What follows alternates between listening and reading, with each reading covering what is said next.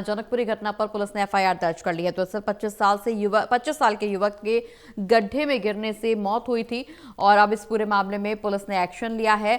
सब कॉन्ट्रैक्टर राजेश प्रजापति को गिरफ्तार किया गया है। मजदूर योगेश अभी भी फरार बताया जा रहा है।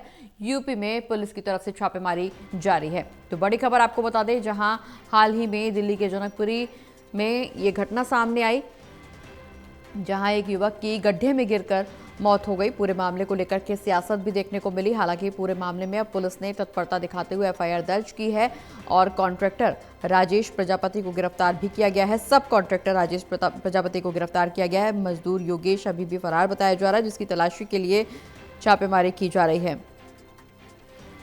ज्यादा जानकारी के लिए सहयोगी जितेंद्र हमारे साथ जुड़े हुए। जितेंद्र, दिल्ली के जनकपुरी में ऐसी घटना सामने आई जिससे लोगों का खून तो खौला ही शासन प्रशासन के खिलाफ, लेकिन एक भावुकता भी उमड़ करके नजर आई, राजनीति भी तेज होती हुई नजर आई, जहां एक युवक की 25 साल के युवक की गड्ढे में गिरकर मौत हुई। पूरे मामले में अब पुलिस ने तत्परता दिखाते हुए एफआईआर दर्ज की है। सब कॉन्ट्रैक्टर को गिरफ्तार किया गया है, लेकिन मजदूर अभी भी फरार बताया जा रहा है। छापेमारी की जा रही है उसको पकड़ने के लिए। बिल्कुल, देखिए, कमल नाम के शख्स जिसकी उम्र 25 वर्ष है, ये रात के समय कॉल सेंटर में जॉब करता है। जब ये अपने घर जा रहा था तो उस समय ये जनकपुरी इलाके के अंदर एक गड्ढा खोदा हुआ था जिसमें दिल्ली जल बोर्ड का काम चल रहा था। उस गड्ढे में जा गिरा था जिसकी वजह से इसकी मौत हो गई थी। इस पूरे मामले पर दिल्ली पुलिस ने कल दिल्ली जल बोर्ड के खिलाफ एफआईआर दर्ज की थी और आज डीसीपी ने हमें बताया है कि इस पूरे मामले पर सब कॉन्ट्रैक्टर राजेश प्रजापति को गिरफ्तार किया है, जिसने कॉन्ट्रैक्ट लिया था। इसी के साथ साथ जो इसका एक और साथी है उसकी भी गिरफ्तारी के लिए उत्तर प्रदेश में छापेमारी की जा रही है। टीमों को गठन किया था। योगेश नाम है इसका, जो कि मजदूर है और जो फरार चल रहा है। इसके अंडर में लेबर काम करती थी, तो इसको भी अब दिल्ली पुलिस गिरफ्तार करेगी। दिल्ली पुलिस का ये कहना है कि इसमें जिन जिन लोगों की भूमिका सामने निकल कर आएगी उन लोगों के खिलाफ कड़ी से कड़ी कार्रवाई की जाएगी। तो फिलहाल कह सकते हैं कि जनकपुरी गड्ढे मामले में जिसमें इस शख्स की मौत हो गई थी गिरने से, इस मामले पर अब तक दिल्ली पुलिस ने एक की गिरफ्तारी की है जिसका नाम राजेश प्रजापति है। आने वाले समय में और भी गिरफ्तारियां जो है वो होना बाकी है। डीसीपी ने कहा है कि इलाके के और भी सीसीटीवी को खंगाला जा रहा है और देखा जा रहा है कि किस शख्स की गलती थी, क्योंकि पुलिस ने यह भी बताया है कि जिस शख्स को गिरफ्तार किया है राजेश प्रजापति को, ये वहां पर मौके पर पहुंचा था। इसने देखा कि गड्ढे के अंदर बाइक गिरी हुई है और युवक पड़ा है, उसके बावजूद इसने वहां से निकाला नहीं, पुलिस को सूचना नहीं दी और ये वापस अपने घर चला गया।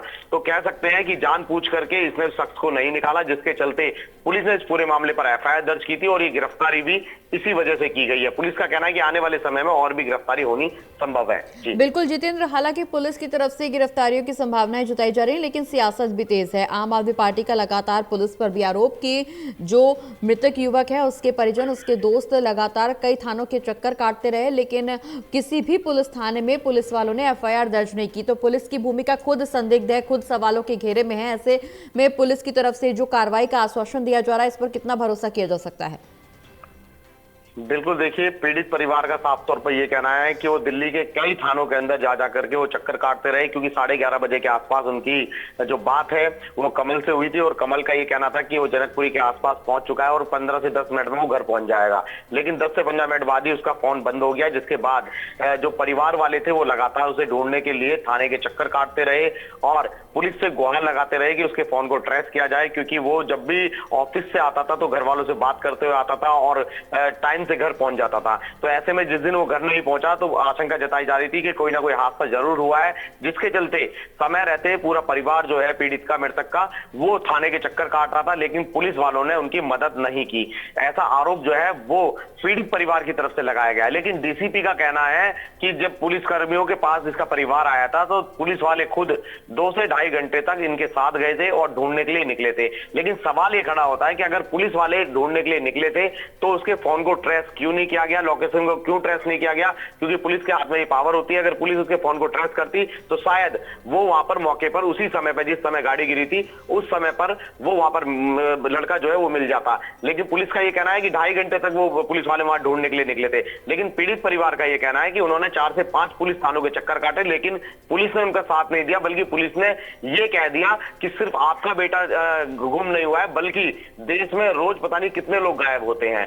तो ये कह रहे हैं, ये दिल्ली पुलिस की तरफ से जिस तरीके से ये बयान सामने निकल कर आया, पीड़ित परिवार ने जो बताया, तो कहीं ना कहीं दिल्ली पुलिस को एक शर्मसार करने वाला बयान है। लेकिन फिलहाल डीसीपी का कहना है कि इस पूरे मामले पर अब जांच की जा रही है, जो भी दोषी होगा उसके खिलाफ कड़ी से कड़ी कार्रवाई की जाएगी। बिल्कुल जितेंद्र, जांच का आश्वासन दिया जा रहा है, अपनी अपनी बयानबाजी भी जारी है। किसके तथ्यों में कितनी सच्चाई है जांच के बाद ही निकल करके सामने आएगा, लेकिन जो मौजूदा हकीकत वो यही कि एक परिवार ने अपना बेटा खो दिया और अब इस पूरे मामले में सियासत भी तेज होती हुई नजर आ रही है।